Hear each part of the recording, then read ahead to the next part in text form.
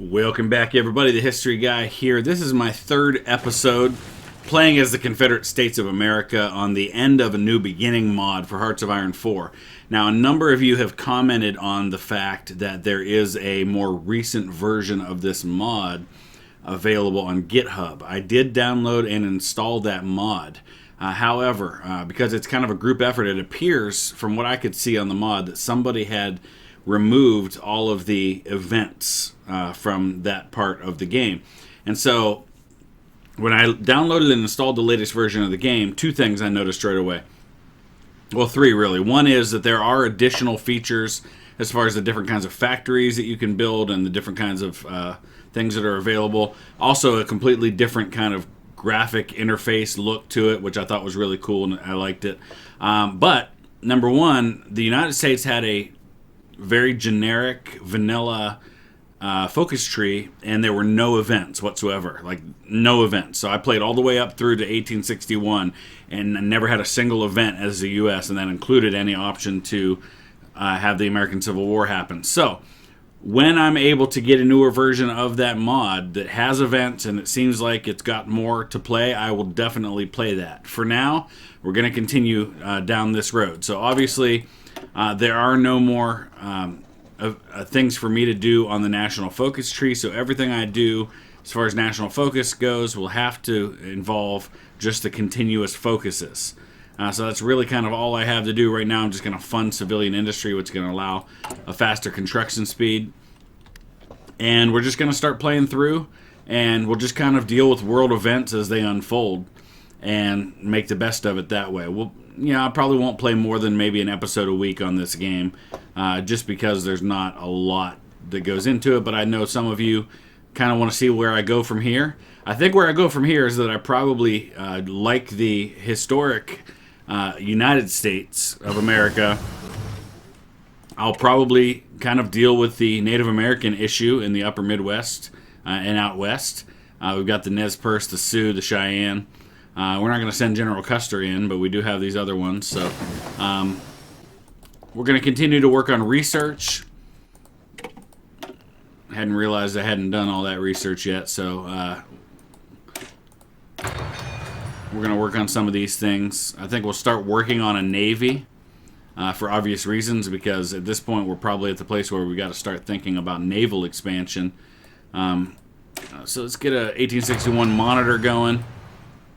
I do have a insufficiency of tungsten, but I'm not entirely sure there's any way that I can trade for tungsten at the moment. It's not one of the available options to trade for. So, and there's also no way to build to get additional tungsten that way. So I guess the only way I can really get tungsten would be to capture someone who has it.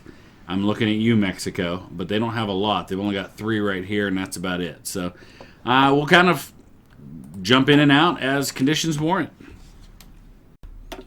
So one of the things I'm going to do here is I'm going to start, I was going to build farms, but it says right now it's experimental and it currently has no effect.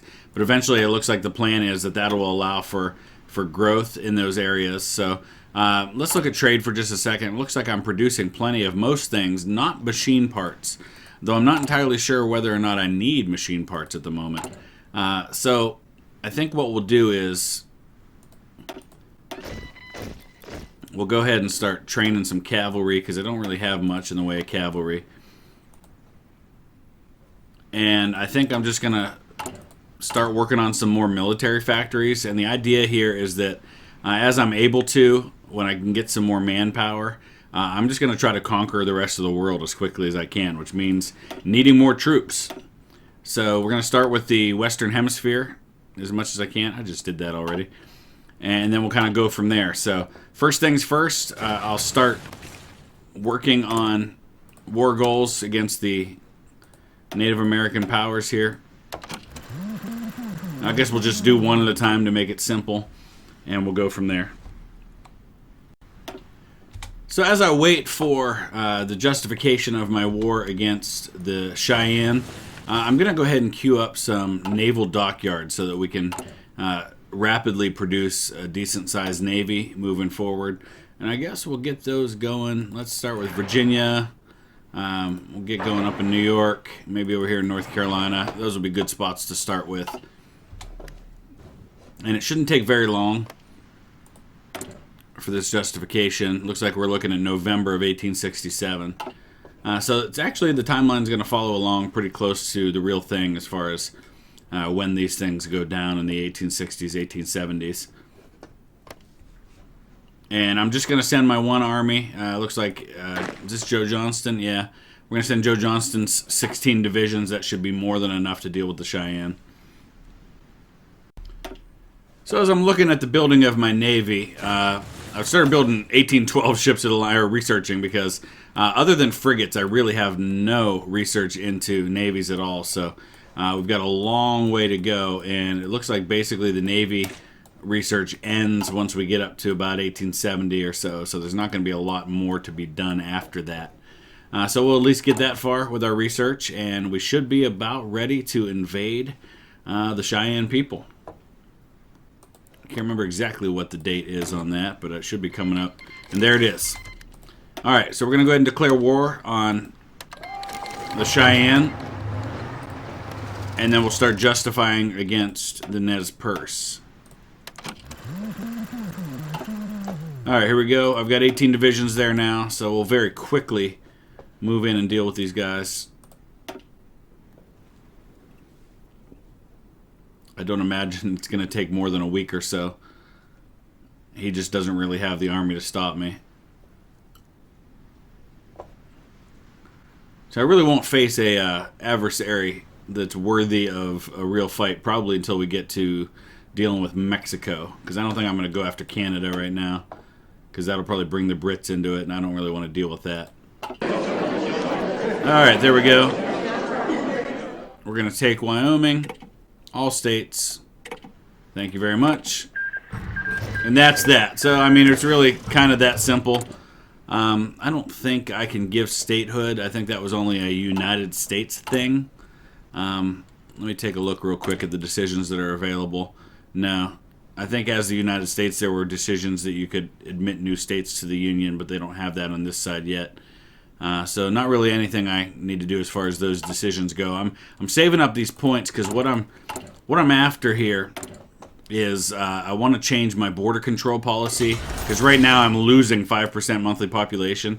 So I'm going to change that to open borders, which is going to give me a plus 20% to the monthly population. In the meantime, looks like we've got some free dockyards, free civilian factories, so I'll have to deal with all of that.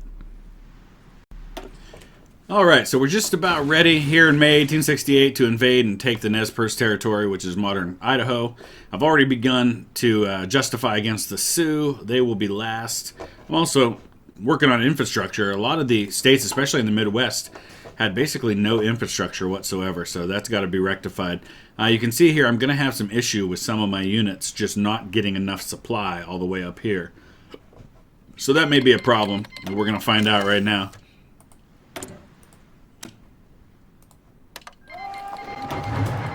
I'll probably mostly have to move up from the south because some of these units... Oh, now it looks like they're going to be able to move, so that was kind of interesting. I'm not sure why that worked out that way. Why is nobody moving? Alright, let's do this the old-fashioned way. We'll just issue orders on their own. I'm guessing probably as soon as I take the capital, that may be enough on this one. Start moving these guys down this way. Again, this will go pretty quickly. There's just really no defense that he has.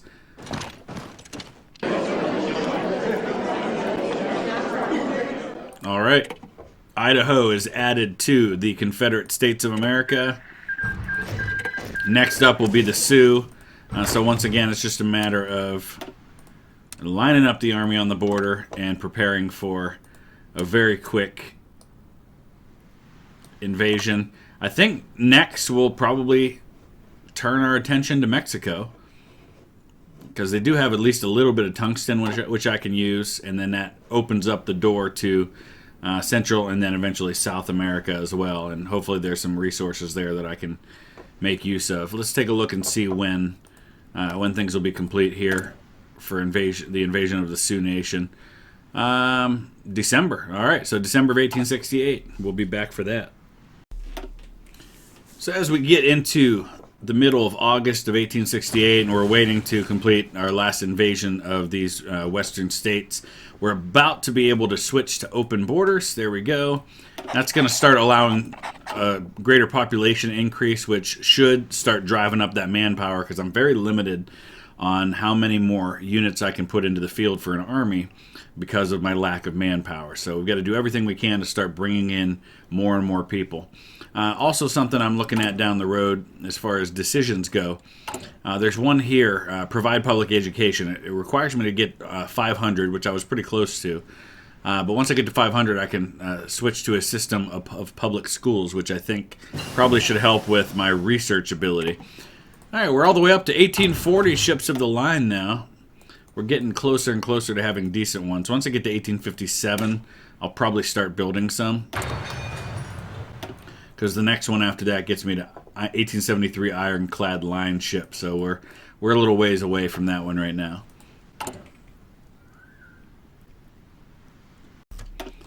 Okay, here we go. We have completed our justification against the Sioux. It's kind of the last domino to fall as we conquer these western states and get the American borders to what they are today. There's one Sioux army up here, and it looks like we're not really even going to make contact with them. I killed 1,000 of them, didn't lose a single man. Still haven't lost any. Alright, let's take their capital. Right there. That should be enough to finish this off.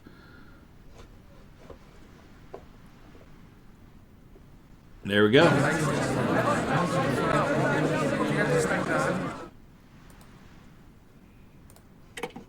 And it's complete.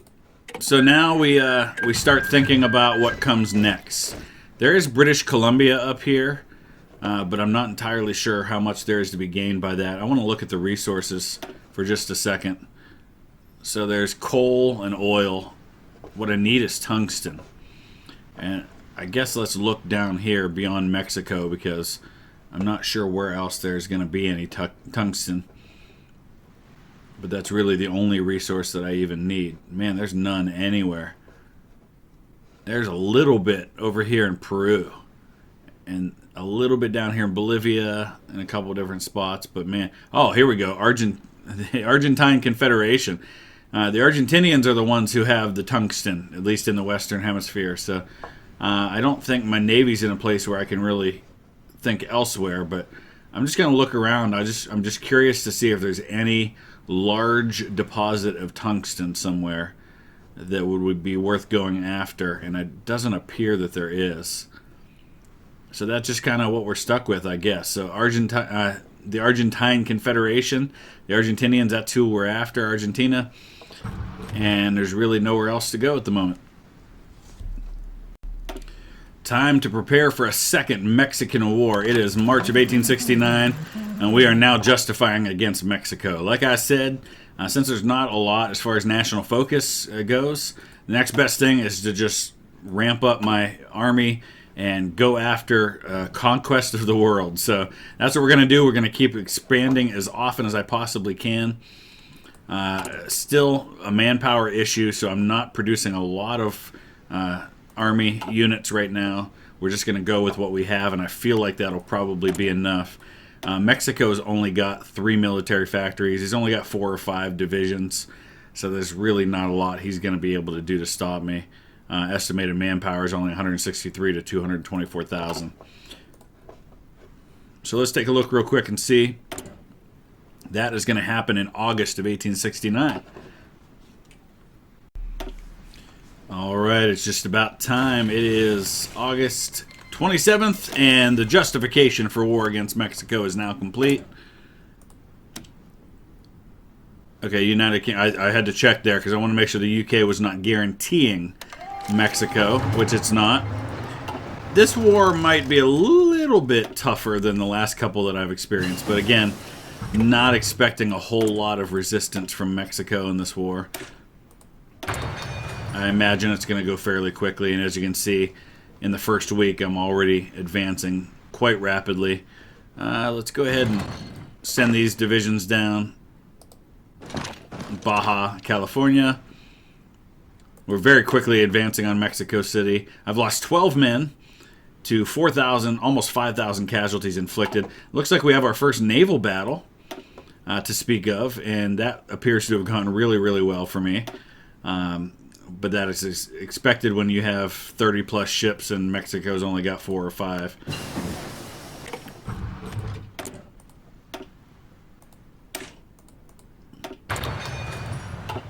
Alright, let's look at the situation. We've lost 21 men now and inflicted 10,600 casualties.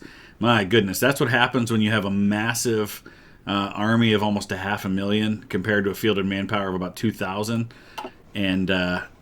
And you're far superior, I think, in advanced weaponry. And I think as soon as we take Mexico City, now we'll take Guadalajara, and that is that. My goodness, that took very little time at all.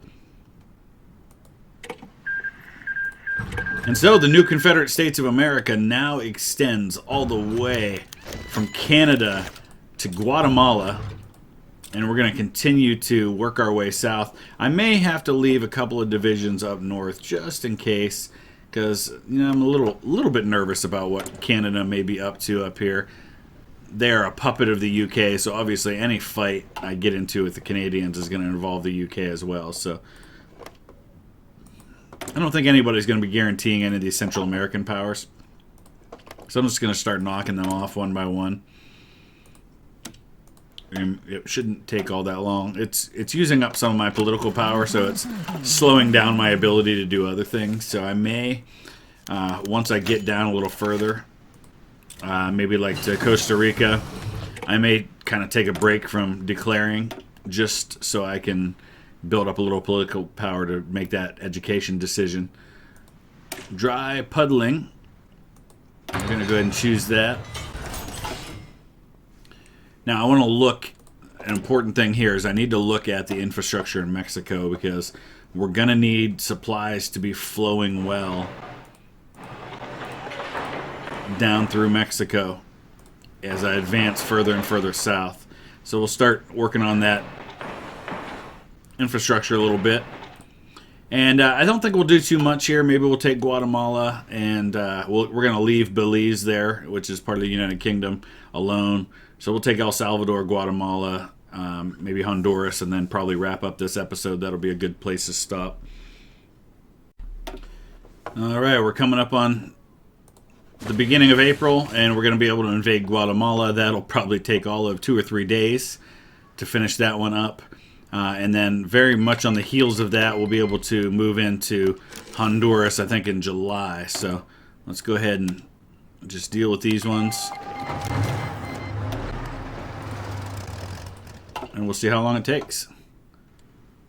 If they actually move, which it appears we're not moving. Oh, we have inflicted 1,000 casualties, so I guess we are moving. We're just not using a lot. Guatemala has capitulated. There we go.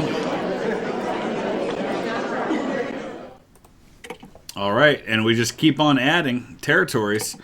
I did go ahead and also start justifying against El Salvador, but when you're justifying against multiple countries, it puts it way off. So it actually is not going to be ready until February of 1871, but that does allow me some time to just keep on building up some political power. I want to get up to 400 so I can make that education change that I want to. And I don't know what in the world happened here, but Gibbs' theory of thermodynamics is going to take 1,000 days. Oh, it's 4 years ahead of time?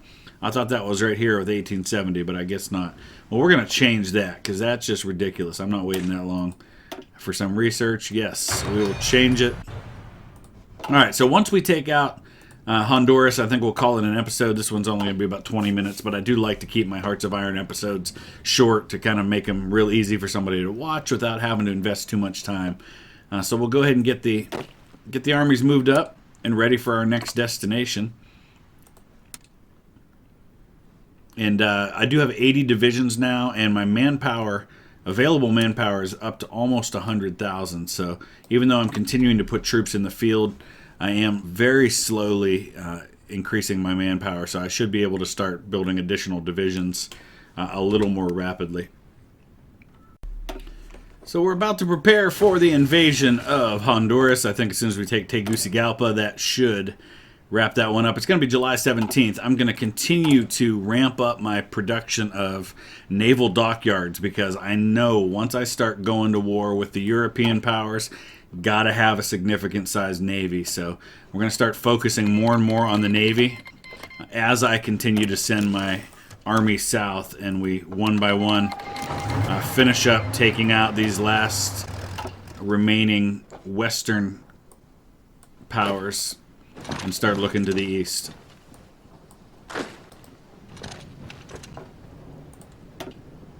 Alright, we killed 10,000 of them and lost not a man. So that's pretty crazy to me. But I'm not complaining. Alright, Honduras is also there. Now we've got some free dockyards.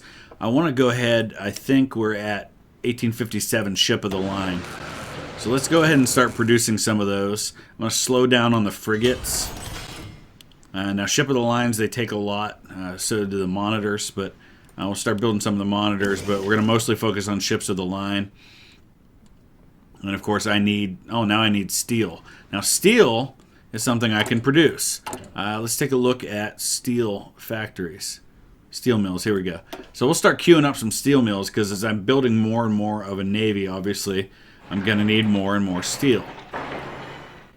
So we'll start producing steel factories, steel mills in a bunch of different places, and that'll definitely help with that as we move along. But I'm going to go ahead and wrap it up right there. It's August of 1870. As always, I welcome your input, your thoughts, your questions, your comments, your criticisms, your suggestions, any and all of those things. If you have not seen the first couple of episodes of this, the link is in the description below.